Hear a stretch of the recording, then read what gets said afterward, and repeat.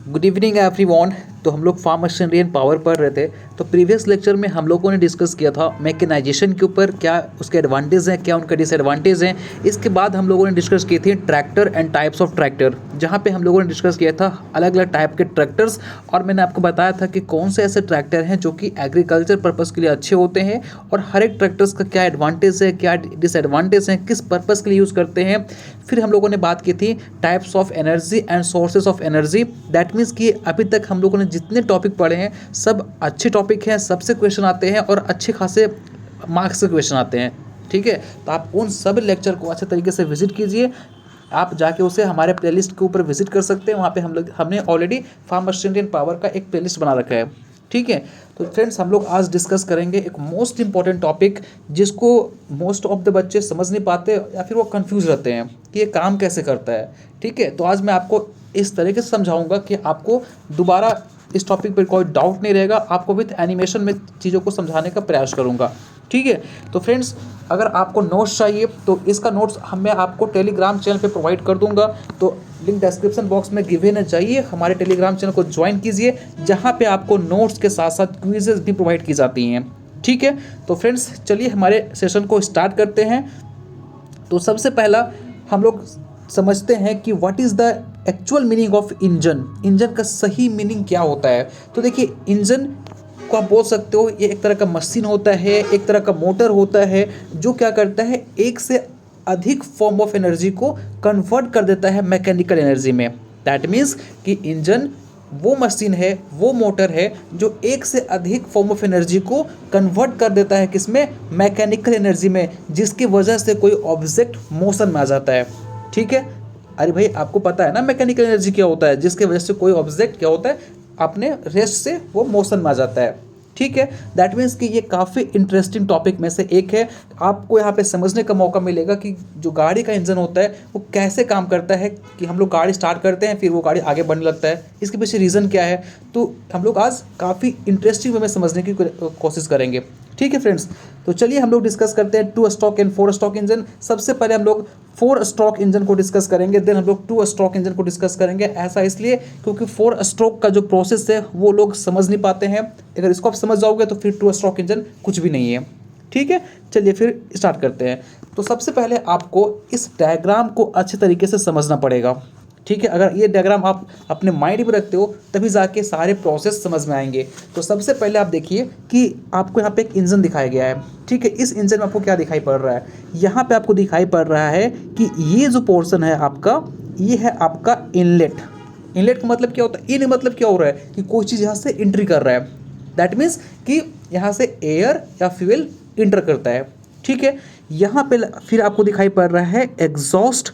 Exhaust का काम क्या होता है, आपके किचन में भी लगे होते होंगे। ये क्या करता है, अंदर के धुआं को ये बाहर की तरफ निकाल देता है। तो यहाँ पे भी एग्जॉस्ट का काम वही होता है कि यहाँ पे जो धुआं होता है, आपके जो सिलेंडर में जो धुआं बनता है, धुआं कैसे बनता है आपको मैं प्रोसेस बताऊंगा, वहाँ पे समझाऊंगा। अभी फिलहाल इतना समझिए कि एग्जॉस्ट का काम ये होता है कि यहाँ पे जो धुआं बनता है उसको ये बाहर निकाल देता है।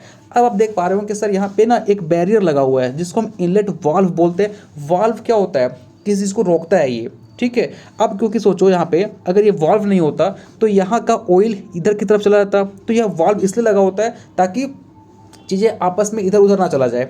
ठीक है, तो अब जैसा ही यहाँ पे आप मोटर को स्टार्ट करेंगे तो प्रोसेस बताऊंगा आपको। ठीक है, यहाँ पे आप मोटर को स्टार्ट करेंगे तो ऑयल यहाँ से इतना प्रेशर में आता है कि ये वाल्व जो है वो ओपन हो जाता है।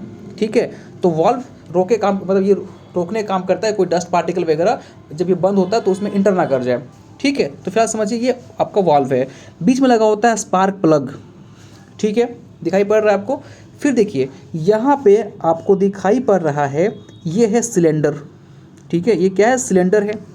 यहाँ पे कुछ आपको खाली जगह दिखाई पड़ रहा है, ये वाला पोर्शन जिसको हम बोलते हैं कंबशन चैम्बर। क्या बोलते हैं, कंबशन चैम्बर। काम क्या है सबका मैं आपको आगे बताऊंगा। फिलहाल आप सिर्फ डायग्राम को दिमाग में रखिए।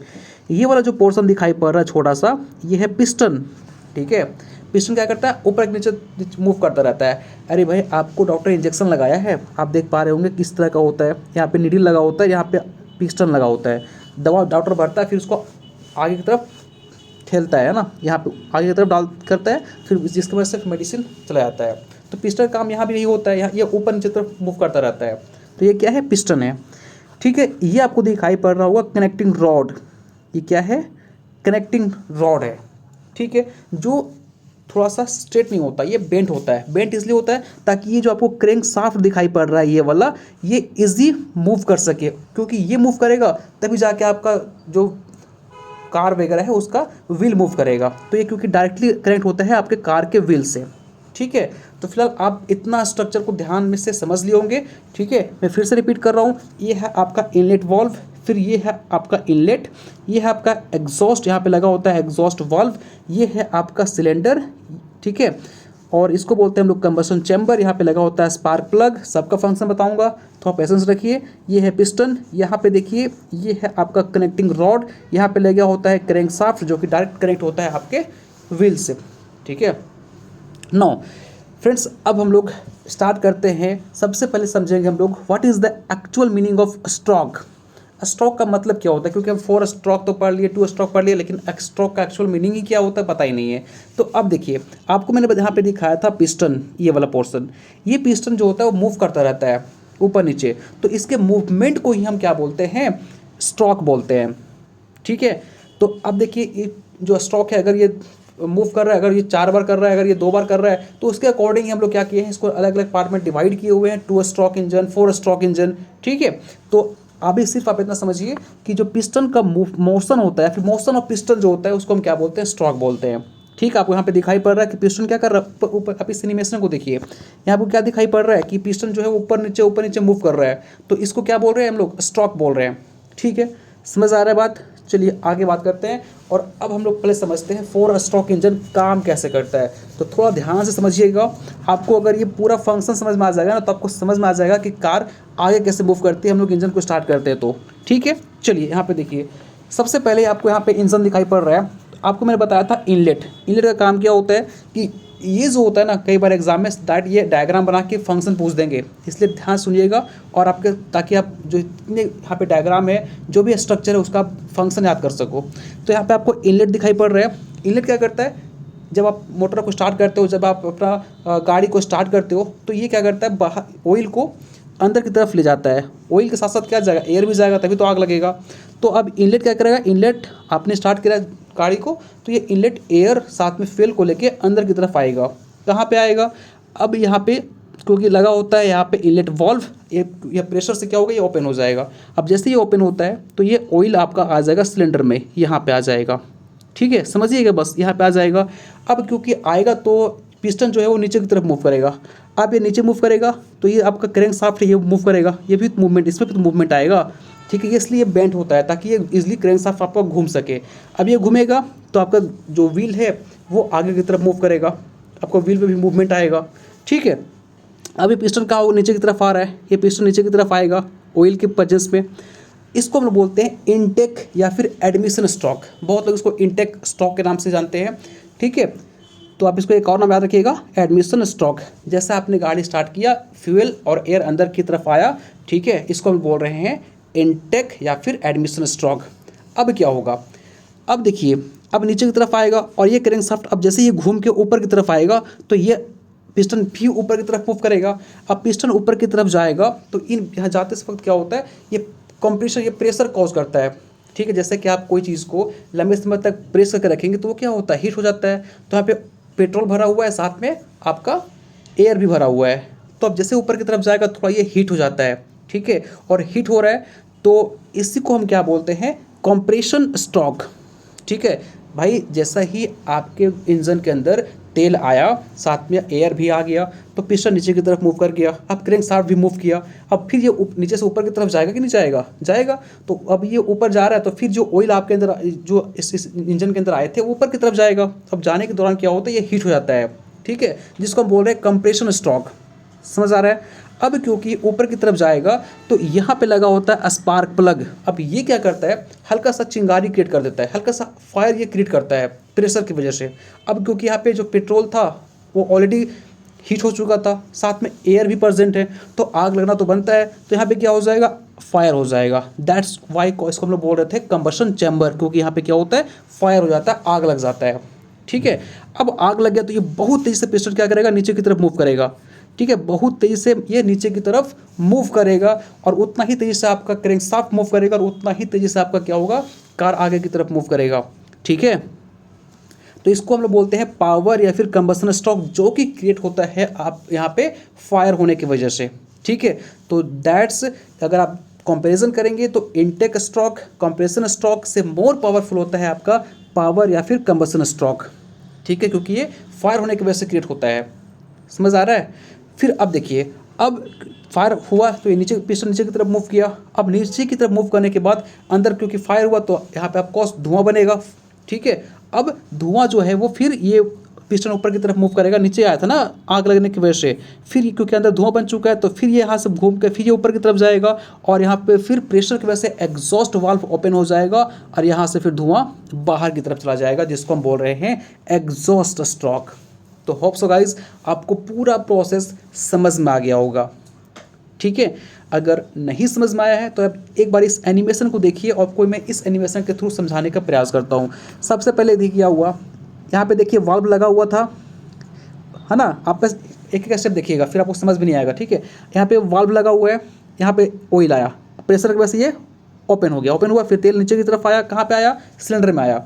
अब फिर क्योंकि तेल क्या है नीचे आ गया, अब नीचे आने के बाद फिर ये ऊपर की तरफ जाएगा, ऊपर गया, फिर नीचे क्योंकि यहाँ पे कंप्रेशन होने की वजह से वहाँ पे क्या हो गया, आग लग गया।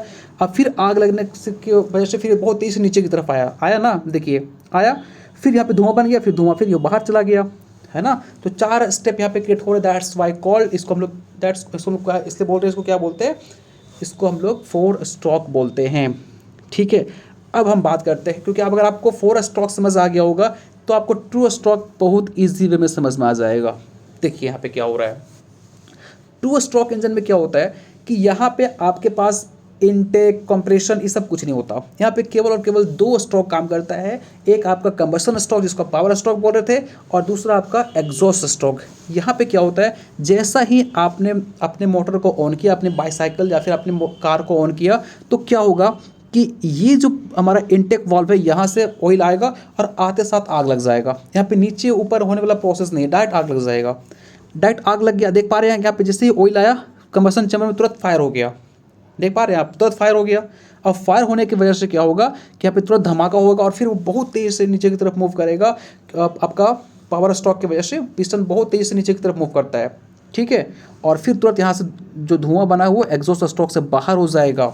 ठीक है, तो ये ऐसे काम करता है 2 stroke engine. Hope so guys आपको समझ आया होगा कि 4 स्ट्रोक इंजन कैसे काम करता है और 2 स्ट्रोक इंजन कैसे काम करता है।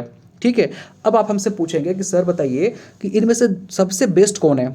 तो अगर मैं बेस्ट करूं कि बात की बातें करूं कि आप पहले जो बाइक आते थे, पहले जो आपके कार वगैरह आते थे, वो आपका ट्रू स्ट्रोक हुआ करता था। ठीक है, लेकिन उनमें डिमेरिट क्या थी कि वो जो होता है वो काफ़ी ज़्यादा तेल वो ले लेता है। ठीक है, आप जैसे 2 स्ट्रोक इंजन यूज़ करेंगे ना तो काफ़ी ज़्यादा ये तेल यूज़ कर लेता है। ठीक है, क्योंकि आप देख पा रहे हैं जैसे यहाँ पे ऑयल आ रहा है तुरंत फायर हो जा रहा है। ठीक है, तो as compare to 4 stroke engine ये काफ़ी ज़्यादा तेल को लेता था। ठीक है, लेकिन ये ऑयल तो ले रहा है बट ये ज़्यादा पावरफुल होता है। ठीक है, as compare to 4 stroke engine. ऐसा इसलिए क्योंकि यहाँ पे देख पा रहे हैं कि यहाँ पे ऑयल आ रहा है, फिर वो नीचे की तरफ जाएगा, फिर ऊपर जाएगा, फिर फायर होगा, फिर से नीचे की तरफ आएगा, लेकिन यहाँ पे देख पा रहे हैं डायरेक्ट फायर हो जा रहा है। तो ये ज़्यादा पावरफुल होता है as compare to 4 stroke engine. तो कुल मिला के बात ये है कि 2 स्ट्रोक इंजन ज़्यादा तेल लेता है as compare to 4 stroke engine. अगर पावरफुल की बात करें तो 2 स्ट्रोक इंजन जो होता है वो आपका ज़्यादा पावरफुल होता है और 4 स्ट्रोक इंजन थोड़ा कम पावरफुल होता है। बट इसको लोग इसलिए यूज़ करते हैं क्योंकि थोड़ा पावर कम रहेगा तो कोई दिक्कत नहीं, बस आपका पैसा बचना चाहिए। हम इतना तेल यूज़ करेंगे जिससे हम लॉन्ग डिस्टेंस ट्रेवल कर सकें, पावर कम मिलेगा कोई दिक्कत नहीं है। तो लोग तेल बचाने के लिए लोग 4 स्ट्रोक इंजन को यूज़ करते हैं। ज़्यादातर गाड़ी में आपको आजकल यही दिखेगा। ठीक है, समझ में आ गया। तो होप सो गाइज आपको पूरा प्रोसेस समझ में आया हुआ कि कैसे वर्क करता है। फिर भी कोई डाउट है तो आप मुझे कमेंट बॉक्स में पूछ सकते हैं। नेक्स्ट लेक्चर में मैं आपको डिस्कस करूँगा कि 4 स्ट्रोक इंजन में 2 स्ट्रोक इंजन में क्या क्या और डिफरेंस होते हैं। एक तो मैंने आपको बता दिया, ठीक है, और साथ में हम लोग कुछ और टॉपिक को डिस्कस करेंगे, लाइक आपका internal combustion engine, external combustion engine क्या होता है, तो इसको भी आपको डिस्कस करना है नेक्स्ट लेक्चर में। ठीक है फ्रेंड्स, तो मिलते हैं नेक्स्ट वीडियो में। Thank you so much.